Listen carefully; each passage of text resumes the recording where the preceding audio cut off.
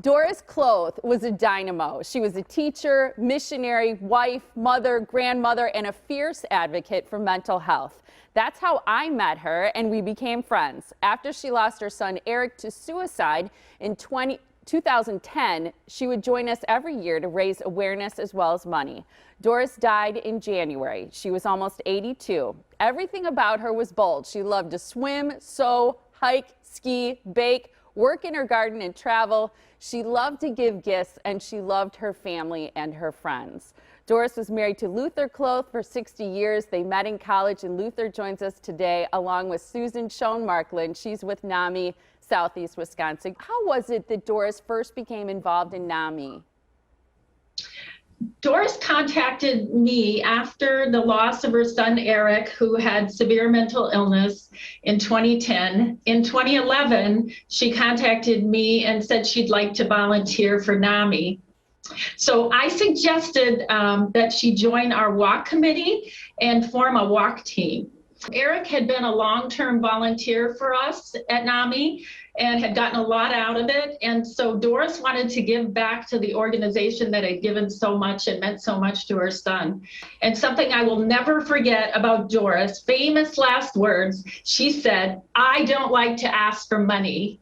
And Doris asked everybody and anybody for money. You just couldn't say no to Doris. And she was recognized nationally last year in 2020 for her outstanding fundraising for walks and efforts in supporting them. I think Susan and I were always so impressed about everything she did for NAMI, making mittens, all the different ways she would raise money and handwrite letters and then show up at the walk. They are. I just got Yay! these. Yep, Doris mittens. Beautiful.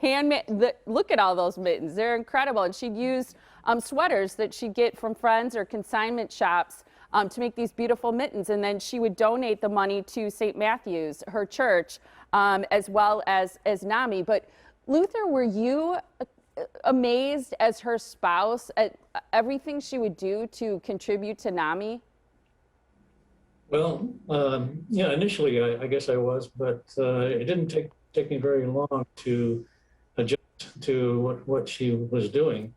And she didn't jump into it, casually. She jumped into it, big time. And so our basement ping pong table became her workshop, where she had her sewing machine and all of her woolen sweaters right beside her, where she could pull them out of the box and start taking apart what she needed to do the mittens.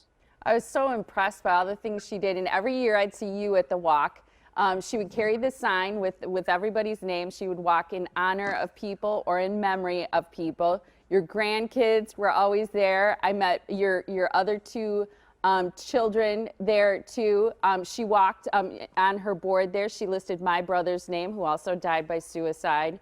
NAMI Walks Your Way, Southeast Wisconsin. It's this coming October 9th. It's happening in both Milwaukee as well as Waukesha counties and virtually too. Just go to the website namiwalks.org/southeastwi. The money raised helps provide support, education, and advocacy for people who are impacted by mental health issues.